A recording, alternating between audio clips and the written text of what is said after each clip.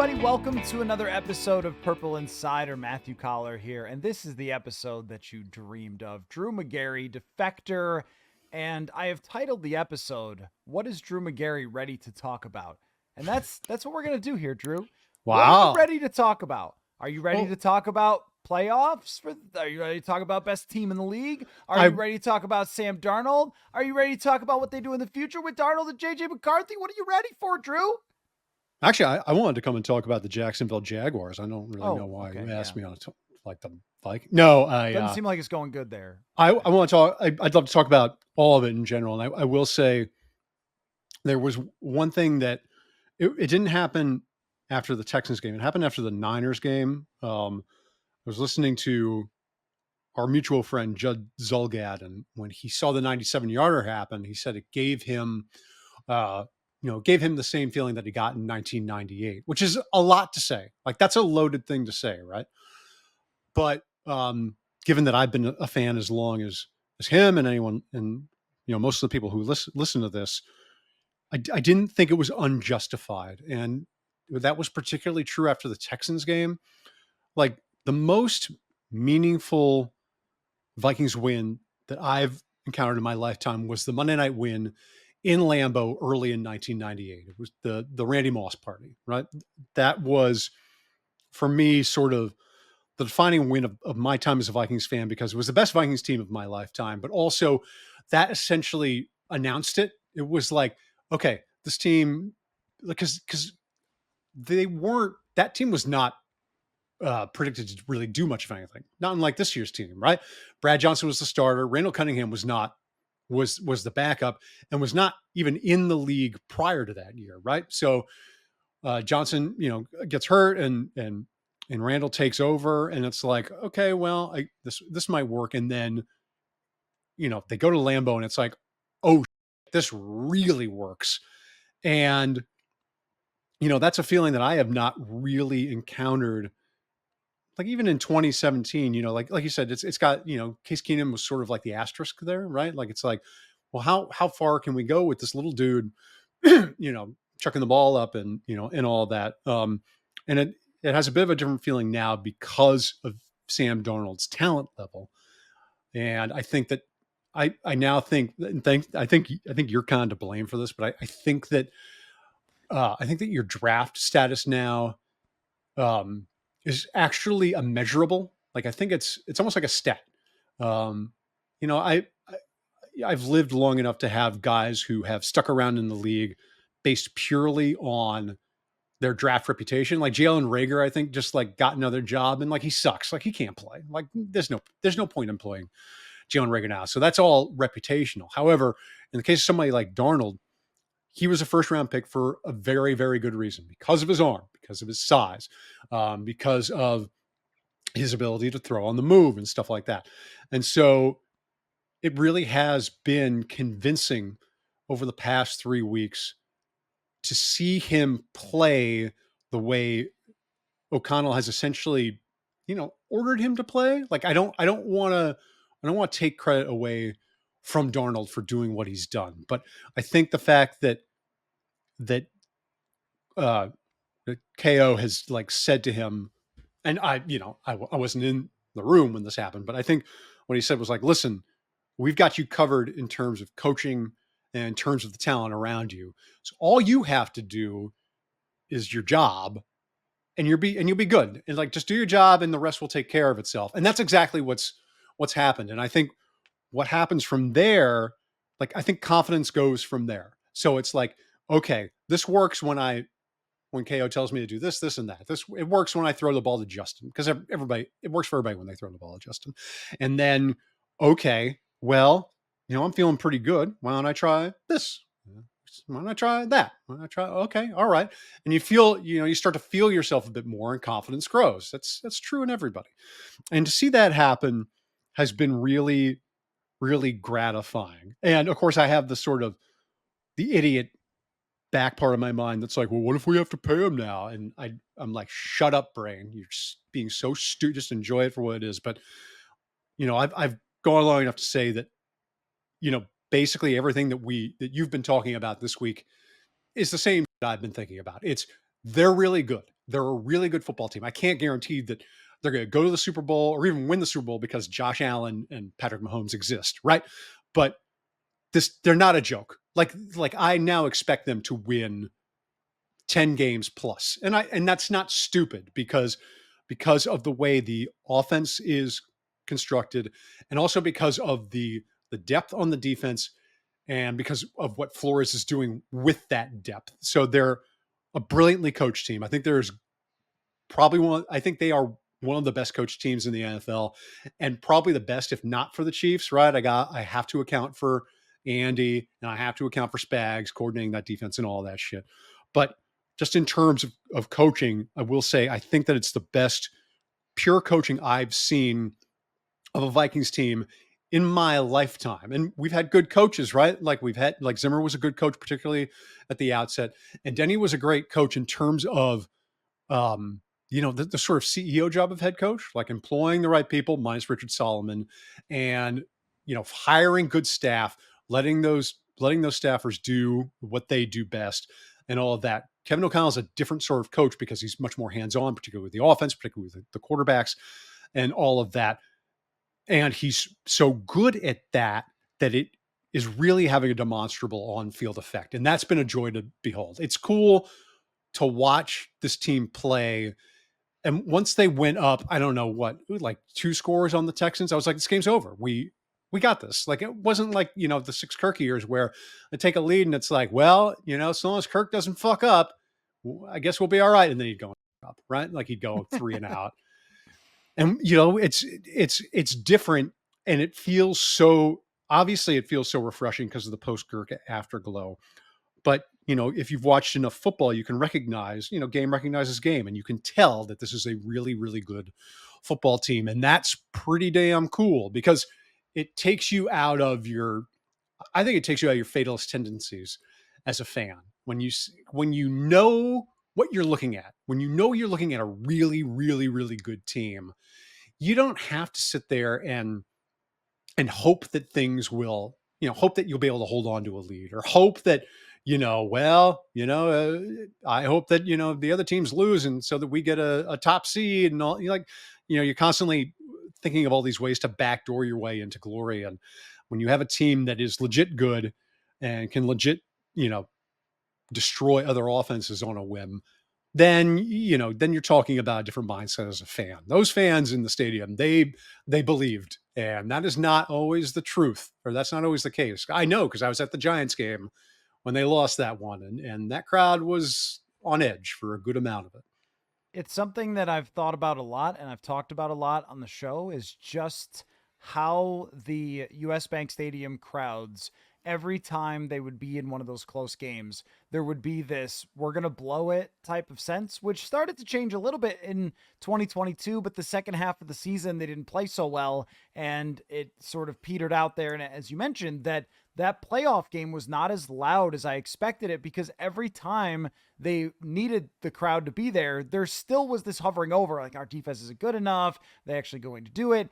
And to have the defense cause 3 false starts and an illegal procedure. To have the crowd do that. And the decibel meter doesn't lie. Weirdly, this was a Purple Insider investigation a couple years ago. Oh, really? I discovered you thought the decibel meters were fake? It's real. No, it's real. Wow. I thought it was fake. Yeah, I would have assumed noise that, meter. But in the week 18 game where they had already missed the playoffs and everyone just sat there quietly, the decibel meter got to like 90. I was like, oh wait, that's a real decibel meter. So it was 120, which is not quite Seattle, but it's pretty close to that. Yeah, I think that the fan base is so dialed in to the heartbeat of the Minnesota Vikings that they felt it. And they felt when the other team was drowning and they said, let us push your head down farther. By being this loud. And that is something that defensively they haven't been for a while, but also I think that the Darnold storyline has added to this. And with Darnold, you mentioned when it comes to the draft status, it's the tools matching up with the performance has never quite happened with him outside of in micro bursts of a couple of games here or there. This looks like coming together with the technique and everything around him where he doesn't have to feel like it's all himself to where those tools can really come to life. because even with the greatest, even with Patrick Mahomes, he has to throw it to Rashee Rice and he has to run for 30 yards in order for this thing to actually work, right? He Oh, he can't needs just have pass pro no too. one. Like in Right. 2020, he had no Right. pass pro, and it was a fucking disaster against the Bucks. So yeah, Right. team And so I game, think man. what we're seeing is the full version of what Sam Darnold probably could have always been if he had all these different factors. But what's fascinating to me is how they're all coming together. And the hiring of Kevin O'Connell, like this is why you hire him, is so he can bring the best out of some very talented quarterback, which it seems is what he's doing right now. Well, also it makes you appreciate how rare that sort of coaching is, right? Like it's not. I said this actually on my own podcast with David Roth, but I think the past few years have shown me that the most important thing you can have if you want to win a Super Bowl is complete and is to have your head coach and your quarterback in complete and total sync with each other. That was true of Brady and Belichick before they fell apart. That was true of Stafford and McVay, still is. That's true of Reed and Mahomes, obviously. Um, and so if you have that, that is, it's more valuable than gold. And it's just not, you can count on one hand the number of teams that have that right now in the league. And we're one of them. And that's no small thing.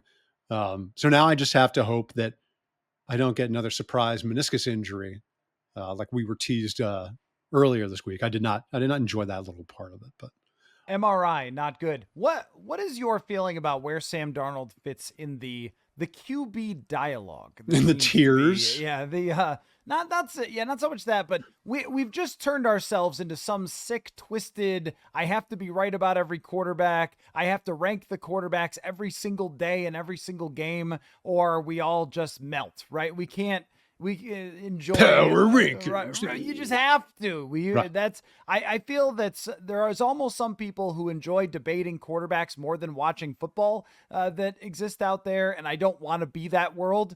But in the NFC right now, there's some young quarterbacks that are exciting. Jaden Daniels certainly one of them. I think Yeah. Caleb Williams, yeah, still falls into that category.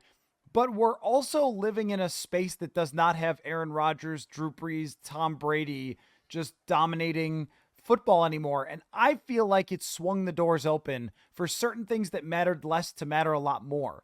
How good your defense is, how good you're coaching your particular quarterback, how much you could put around him, all relevant things in the past, but felt less powerful when you knew Drew Brees or Aaron Rodgers was on another team. Yeah, it's weird because it was something that I had written about at Defector last week, where all the all the quarterbacks who got freshly paid this offseason have sucked. And I think I'll use Trevor Lawrence as like sort of the prime example right now, because we're talking about a guy who was basically touted as a lock. Same as Caleb Williams, right? And he goes in and he's stuck with Urban Meyer the first year. Urban Meyer fails him because Urban Meyer sucks, right? But then he gets a seemingly competent coach in Doug Pierce, a guy who's won a Super Bowl, right? And you think that is, that's okay. Okay, well now he's going to go be the guy who wins 12 games every year. He's not. And if he was going to be that guy, he would have been that guy by now, right? So it is really interesting to see. Um, the it's weird to see quarterbacks struggle in a league that has defined itself by that position for the past 20 years and more. And I think there are people who I saw someone ascribe it to just it was it was an uncommon run of talent, a decade ago with Breeze and Roethlisberger, Rodgers, Brady, and all that stuff. I don't necessarily believe that, because every time I'm told, oh, we'll never see the likes of them again, that like, when Jordan retired, it's like, well, you never see it when then LeBron comes along, right? So I've never really believed that, but it certainly is possible that there's a gap, particularly in the NFC. The NFC is just awful, right? And if you can get someone like Sam Darnold, who isn't going to necessarily fit into some power ranking, based upon what he's done or what his potential is or any of that. If you just go by what's happening right now, he's just a very, very good quarterback who can win football games, and that's all you need, right? That's all that matters right now. And he's not as good as Josh Allen, he's not as good as Patrick Mahomes, but you, so few people are that you can't use that as a measuring stick, because you're just going to be disappointed every year for the next 40 years until you finally stumble on some magic guy who can do everything. It just feels like what's happening now is similar to when we saw people like Matt Hasselbeck or Rex Grossman take their teams to Super Bowls, Sexy where Rexy. what you're looking at, and maybe not as excessive as Trent Dilfer, because you're looking for more than what Trent Dilfer brought to the Baltimore Ravens once upon a time. But it's not Well, it's not that different from the era of coming out of the Marino, Kelly, Elway type of thing, and not quite had reached the peak of some other quarterbacks. And it left this space. And then defenses at that point were playing so well and dominating offenses so well that if you had that defense and your guy could game manage and you had enough playmakers to help him, then even like Ben Roethlisberger goes 15-1 as a rookie. I don't know how many times we'll ever see that again, but that era kind of opened that door for that thing to happen. And I think that's what's happening in the National Football Conference at this moment, where there's just not one person who is going to be so far ahead of everyone else that it feels like if you have a good game planner, if you have a good defensive coach, if you spend the right amount of money, that your chances are better. And I think that's what I'm thinking about with Sam Darnold, is if he can just do his job and make a handful of plays here or there, that defense and coaching, all that stuff is going to matter more as we go down the stretch, which is kind of the argument for buying into this entire thing. yeah, no, I agree. I think so long as he stays upright, and like you said, that's a matter of O'Connell making sure that he runs the ball when he doesn't have to pass. Right. I like the fact that he goes for the throat. You need that. You can't. You sit on a lead, you're going to lose it. Right. And Zimmer sat on plenty of leads in his time. So I'm happy to have a wide open passing attack, but um, I think you're right. I think that there is an opening, there's an opportunity, and also we don't know. We have not seen. We have perhaps not seen Darnold at his full potential yet. If you think of him right now as a rookie, which is disingenuous, right? Because he's been in the league for 6 years now, but if you think of him as a rookie who has not been properly developed and is finally being developed by Kevin O'Connell right now, then you're viewing him through a different prism than just this has been who crapped out with the Jets, Panthers, and and had a cup of coffee with the Niners, but didn't mean anything because he was a backup who never played. Well, and I think with the it's funny because there's 2 years difference between him and Aaron Jones. We talk about Aaron Jones as if he's on death's doorstep. Right, And Methuselah. right, Sam Darnold is still young, but the quarterback lifetime goes on for such a long time that we have seen so many players develop in their same age as where Sam Darnold is, that it makes it more believable. I want to hear what is bouncing around your brain about this defense, though, because you're a football guy. You're a trenches guy. You always want to talk trenches, Well, and yeah, because we've been losing along the line of scrimmage for so many years, right. right? And that's just been But there's something happening here with this group. It's not just the scheme. It's not just how they play. It's also all of the people involved and how it's being done that is so captivating to me. right. It's a talent league, right? So Flores was making chicken salad out of chicken last year, right? And he did a brilliant job of it, no doubt. And if he gets bypassed for a head coaching gig this offseason, he should sue the league again, right? But in terms of talent, yeah, I mean, all the credit goes to or a good amount of credit goes to Kwesi in the front office, right, for getting not just getting Van Ginkel, Grenard, and Cashman, but getting them right away, identifying them, targeting them, and saying, we want you. We know exactly what kind of player you are and how we're going to use you. I remember you talking. You talk a lot about fit, and O'Connell talks a lot about fit. And I think that's a really great word, even if it's going to end up being overused because all football terms get beaten into the ground. But it really does matter that if you have the talent and you know how to use that talent, that's a big deal. And so it's really exciting to me to watch this defense play and to see the wealth get spread around. So like you said, it's not just, I got to hope that Danielle Hunter faces the crappiest right tackle in the league week to week or whatever for us to succeed. I don't need that anymore. And I don't need, if Ivan paces out a game, I don't freak out, right? Or if Byron Murphy is going to miss. I'm not going to be like, oh, we're screwed because we lost the only middling defender we had, and the rest of them are poor. The fact that we have, that we can get production from Van Ginkel, or if he's having if he's getting targeted by the offense, then Grenard can do it, and if not him, then Pat Jones, who was a pud for the first 3 years of his career here, and now is like he's dangerous. He's a dangerous pass rusher. And then Jihad Ward, and so seeing all these guys flourish, I think that's what's been so cool about it, because again, it's another thing where you recognize it when you see it. You're like, oh, that's a great defense. And it is a great defense. We don't have to have the discussion of, oh, well, can they get into the top 10 this year? Maybe with a little bit of smoke and mirrors, and oh, maybe they play a backup quarterback or two. No, they just completely ruined two of the better quarterbacks in football and just destroyed them. And left poor CJ Stroud like a crying heap on the bench. And I wasn't even laughing at him. I was like, I like CJ Stroud. He seems like a good dude and he's a fun quarterback. I don't want him broken, because I'm gonna have to watch him on Thursday night against the Colts sometime. So I want that to be good. But when we can do that to another team, it's a big deal, because I recognize the past of this franchise when that happens. I recognize Jared Allen, Dolman, Millard. Like, there is a tradition there.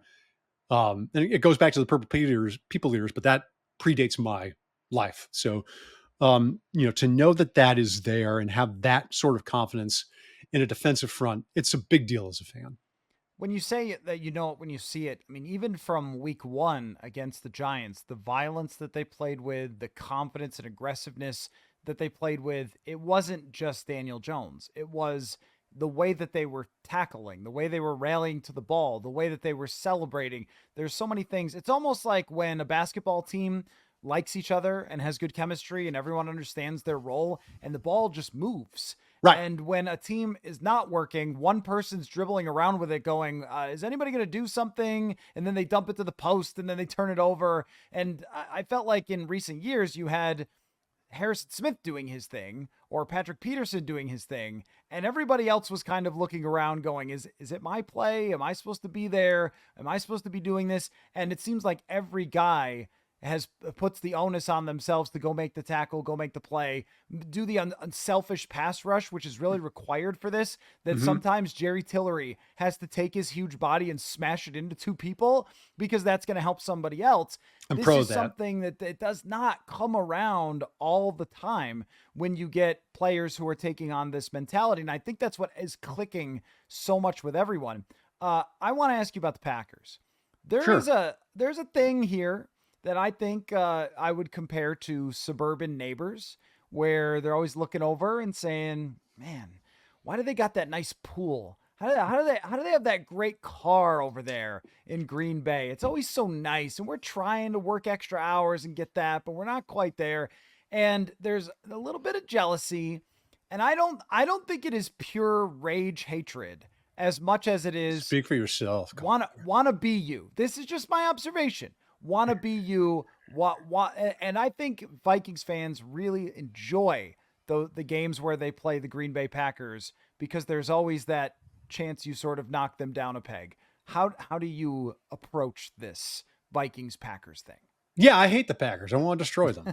I'm not because I live in the DC area. I've been used to for the past 20 years, every Commander season basically hinging on whether or not they beat Dallas, because that's all they had to hang their hat on. And then they couldn't beat Dallas because they sucked, right? So they'd be like, the radio would be like, it's Dallas week, as if it were like the Iron Bowl. And it was just like some week 7 game that they would end up losing.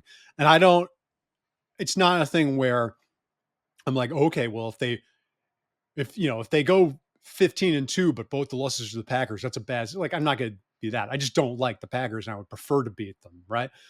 And I have to give it pains me that I have to give Matt LaFleur props, because I would really prefer he be an awful coach, but he's not. Right. So I have to be like, oh God, they know what they're doing. I would much prefer they just be a disaster the way the Lions had been pre Dan Campbell. Right. That's what I want so badly for the Packers because they just irritate me to no end. But going into this week, like I see them as like it's not going to break me if we lose to them because they're well coached. Even if they have Willis starting, like they know they know their strengths and they know how to play to them, and that's important.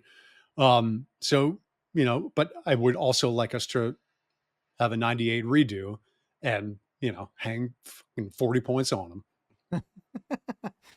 Brian Flores today, by the way, talked a lot about just what an incredible coaching job they've been able to do and the challenge of now preparing for two different offenses between the Malik Willis and the Jordan Love offense. So, and they are different offenses. See, where I disagree with you, though, is I think it would be so boring if they were the Lions. I didn't get excited about any Vikings-Lions games until recently.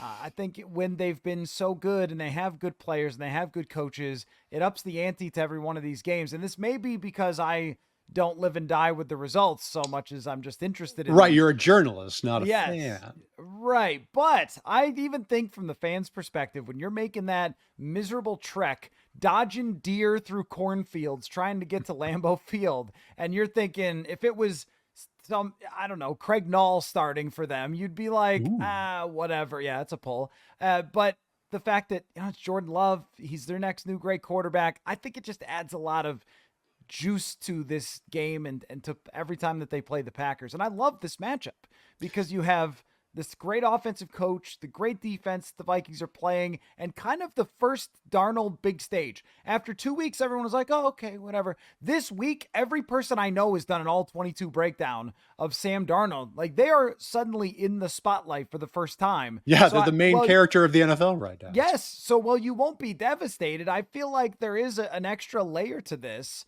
in terms of showing everybody you're for real.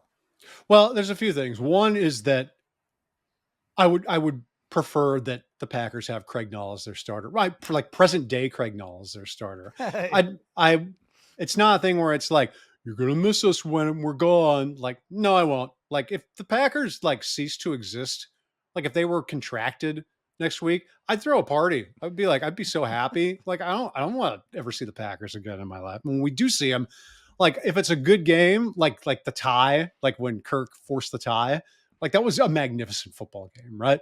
It was. But I still wanted to win it.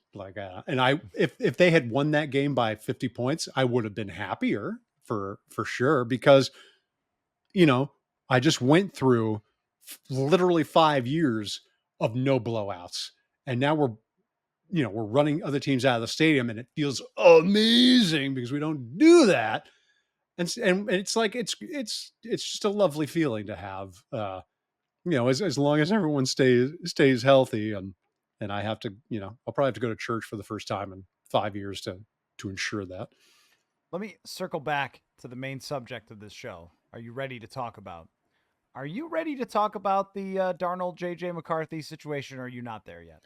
So it was, like I said, it was lurking in the back of my head, which was dumb because I just want to enjoy the now, right? But then I realized, okay, let's say he wins the NFC, right? Like I think that's kind of the bar. Like I think if he takes him to the Super Bowl, okay, you gotta keep the guy around, right? But I had not factored in the franchise tag, right? That they have options at their disposal, where if they want to keep, it's not an either or thing, is what I'm saying. Is that they would have the ability to keep both men if they really wanted to, because I still firmly believe that McCarthy's the guy. Like I think there's a good chance that he is the best quarterback in this class. And I'm saying that knowing that I think Caleb Williams is more talented, but the Bears are doing him dirty right now with their coaching. And like they need to fix that now, like much sooner rather than later. Otherwise they're going to kill the kid's brain. Right. But I firmly believe that McCarthy is the guy, like the guy that we've been, the franchise quarterback that I have not had my whole life. Like Dante was the closest, and Dante was like, Dante did not last that long, and Dante had flaws. I think that McCarthy can be a better quarterback than Dante, and really one of the better quarterbacks this franchise has ever had. But that's still just a guess on my part, right? Whereas if I have proof sitting there with Darnold, if he goes and he does throw for 40 touchdowns, which I don't think is going to happen, but if he wins the NFC and he is not just, it's not just a sort of, everything fell just right kind of season like Case had in 2017. It's like, this is a legitimately awesome quarterback. Then I'd be a fool to be like, oh, get rid of him, because first of all, you should always have a good quarterback. And we have no leverage. He's a free agent at the end of the season. So it's not like you can trade him for like 5 firsts or anything. You can't get the Deshaun Watson haul for him. So you may as well enjoy the guys that you have while you can have them. And they're going to have the cap space to do that. If they want to do a 1-year tender or whatever, like if it's like a thing where they're going to give them the bag that Trevor Lawrence got, well, we now know that there's danger to that, because like even Jordan Love's contract, like I'm not sold on Jordan Love. And part of that is wish casting on my part, because I hate the Packers, right? But like he played poorly against the Eagles in that game where he got hurt. He did not play well in that game. And I think that there is a good amount of that in him. And so it's always that fear of, you get that GM brain of, well, I really like this guy, but what if we have to pay him? Meanwhile, it's not my money, right? It's not I don't have to spend it, right? But I just get that sort of, you get the sort of mentality where you divorce yourself personally from the player and you treat them more as assets. And, that it's not going to be as fun for you as a fan if you do that. It's better to be like, it's just better to want your guys around. Yeah, the difficult part of the calculation is when we add in Kevin O'Connell, we talk about what he's been able to do with Sam Darnold, and even the way that Kirk Cousins played more confidently with Kevin O'Connell, and you try to transfer that over, how much is that going to increase the odds of JJ McCarthy's success? And if you can feel like a lot is the answer, and plus what they already saw from him was so good, Yep. then the bar just goes up and up and up to where Sam Darnold would have to reach it, because it's not, we always did this math with Kirk. It's not Sam Darnold versus JJ McCarthy, who's more ready, who has more talent, who could take you there. It's JJ McCarthy plus the top defensive tackle in free agency, plus the top offensive guard in free agency, which if you franchise tag Sam Darnold, you will not be able to have. Now you can mess with the cap and you can pry it open, and maybe that's something that they want to do if he goes so far and looks so good. And the other part of it too is, Seattle's stuck with Geno Smith. That looks pretty good now. Yeah, he's playing. He's balling. He's good. There's no rule that says Darnold can't just be really good, like Geno Smith. And we've seen plenty of quarterbacks through history. They hit the right spot. Steve Young's probably the all-time example. Yes. Not good. And then all of a sudden, oh my gosh, it's the right situation. I mean, even Baker is playing well, but I think Darnold and Geno are more talented arm-wise, and they're bigger than Baker is. So there is a threshold where you just go, okay, I think even if there are some shortcomings to this roster, if we use every cap button we could push, then this can be a 3-year attempt. And you don't necessarily have to trade JJ McCarthy. You can kind of just wait the same way that the Packers did, even though that would be unfortunate for McCarthy. Right. Yeah. And I really wouldn't want to trade him. I think ultimately, my prevailing mindset is, to quote Kwesi, it's a champagne problem, right? Where it's like, the adage is usually, oh, if you have 2 quarterbacks, you have none.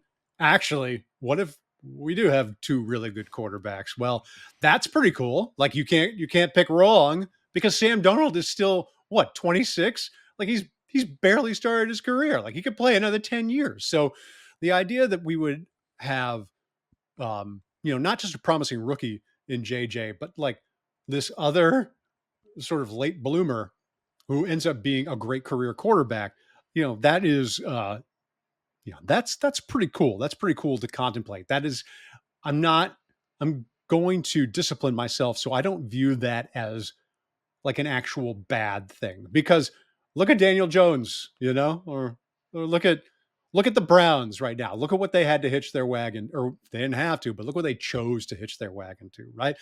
And it sucks, and it's going to suck for a long time. And this doesn't have that feel to it at all. Everything feels great. And I think that it's, again, part of it is the post Kirk afterglow, where it's like, okay, like I don't have to worry about this guy standing back there for 20 seconds because he can't move and because he's such a fussy quarterback that everything has to be just so for him to release the ball, right? We actually have someone who is just a bit of a more natural passer and has way more physical talent and can do the things that I want a quarterback to do. And I'm not screaming, get rid of it every single passing down. Like, because I would do that with Kirk. Every passing down, I'd just be like, get rid of it, you idiot. And then he wouldn't. And then he'd get brought down to the ground. There were a remarkable amount of strip sacks with Kirk Cousins because he was easy to find in the pocket for Yeah. defensive players. But to your point, the Jalen Naylor 4-yard touchdown was one of my favorites in a long time from a Viking quarterback because Naylor wasn't open and he didn't have a 3-step lead on his defender. And Darnold's like, I could do that. And then just put it in a space where only Jalen Naylor could catch it. And I was sort of right over top of that in the press box. The velocity of that football, like, whoa, I mean, that thing got in there so quickly. And that's the reason they have strong-armed people playing. Yeah, and like the Munt touchdown, like you didn't even see Right. it in the air. He threw it so fast. Like Right. it was like if he had thrown that ball to me, it would have gone through my body and like there would have been an exit wound. So, yeah, it is really good to see that. And it's a thing where you have a quarterback who you feel like has educated instincts that, like you said, like Naylor wasn't open, but it's like he's a talented player. And Sam is like, okay, if I put it here and I know I can put it here, then he's good enough to be able to come down with it. And that is, those are the hairs you split that, differentiate the best teams from, the merely good ones. Right. Watching a dude throw rockets is also just like a bunch of fun. So Yeah. I will admit to that as a Jeff George enthusiast. Okay. How about this one? Last one. Okay. Is Drew Magary ready to talk about the Vikings in the Super Bowl This year, I've no, because I'm going to tell you why. I have found, because I think in 2022, like I talked myself into it because it was just so much fun. I still love that team, and I was pissed when everyone was like, they're not that good, they're not as good as the regular. Like, I was like, get out of here. It just irritated me, right? Even if I knew in the back of my mind that it was not sustainable, I thought we could sustain it, through the Super Bowl, and then it would all fall apart, right? And this year we went in, because they lost Kirk and because they lost Daniil and because they lost McCarthy and because they lost Blackman and because Kyrie Jackson died. Um, they went into this season nationally as an afterthought, and I was comfortable with that. I was like, okay, it's house money. They were really sort of building toward 2025 anyway. So this year is just like, it's fun, right? And I know you don't like the word mulligan because it's like, it's not a mulligan because if they had gone 3-14, that would have consequences, right? But if they had gone, 8-9, I think I predicted them to go 7-10, just because of whatever. I would have been okay with that. And so as a fan, I am doing my best to just live in the moment and enjoy it week to week, take it, the proverbial one game at a time.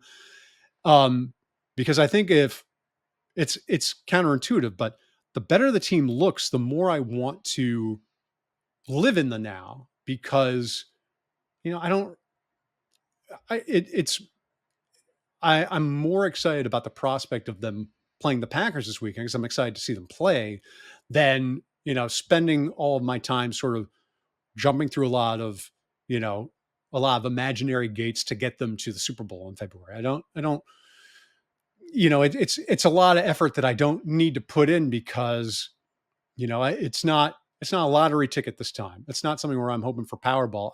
I'm seeing the progress of this team in real time, and that's been the joy, and I've really enjoyed that part. I also think that I've seen it go either way. After the beginning of a season, football can fool you. It can look really terrible. And then Yeah, they could be shit in January. Right. Yeah. I mean, last year, those first couple of weeks, even with Flores' defense after they got run over by the Eagles, I was like, okay, well, no defensive coordinators making this defense good. And then by the end of the year, or middle of the year, they were really good. And there were other times where they started 5-0, like 2016, and then the wheels came off. So I don't think I've had the joke like we don't crown anybody because that's what Brian Flores will say, like we're not crowning this guy yet or whatever. So we don't crown people on the show. No, Kansas! But you know what? I got the crown in my hand though. Like it's not on anyone yet, but it's in my hand. I have crafted a crown, and now we'll see if I get to put it on their head as we go forward. That starts in Green Bay. You know what it is? It's that it's nice to believe it's a real possibility and to sort of have that ball of yarn that you can toss around in your head. But you don't have to go all the way there just yet because they're playing so good now. Why why get ahead of yourself? It's just so hard not to talk about the ex-girlfriend when you're dating somebody new. So but it's like We can talk about Kirk.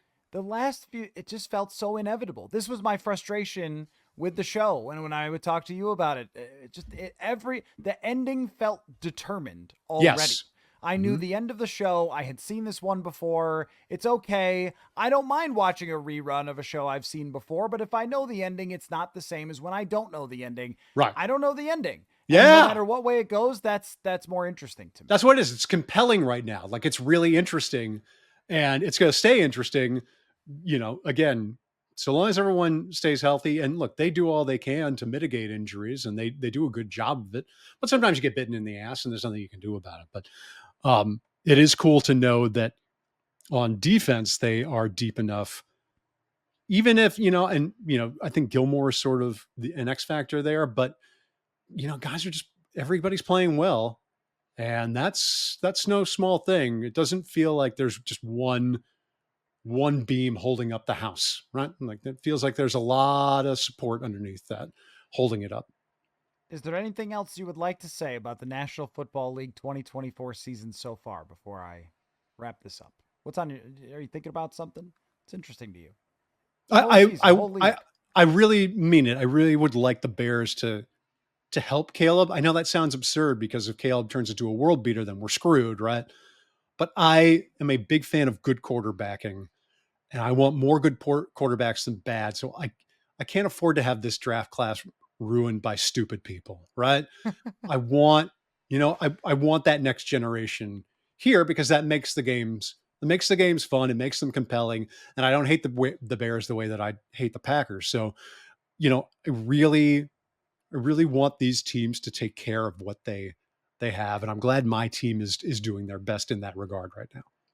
Well, getting a dude smashed in the face a million times and destroying his confidence has happened to Bryce Young. Not better for football overall. Right. I agree with that. And how teams are handling their quarterbacks. This has just become, I think, story A1 in the NFL. How teams are supporting their quarterbacks, and the Vikings doing one of the best jobs. So, Defector, Drew Magary, a legend of the show now at this point. Aww. I'm really glad we could do this. This was by demand. So many people sent me messages. When's Drew coming on? How many times is he going to swear on the show? He's so handsome. He should be on more. Just like looking at him. Yeah, I don't know if I got that message, but there were other things that people said that were nice about you. Oh, that's nice. I love them too. I love my Vikes fans. By the way, if they like, I think I have to go see them at some point this season, and I gotta go look at the schedule and figure that out. But I haven't seen them since I lost to the Giants, and I bet this team is a good time live, even if they lose the game. I enjoy being there, so I gotta figure out how to be there for my boys. It's a different vibe. It is definitely a different vibe. So thank you so much, Drew. And thanks everybody for watching and listening. We'll catch y'all soon. Thanks. You want to say football? We always say football. Football! Skol, Vikings, Skol, Vikings,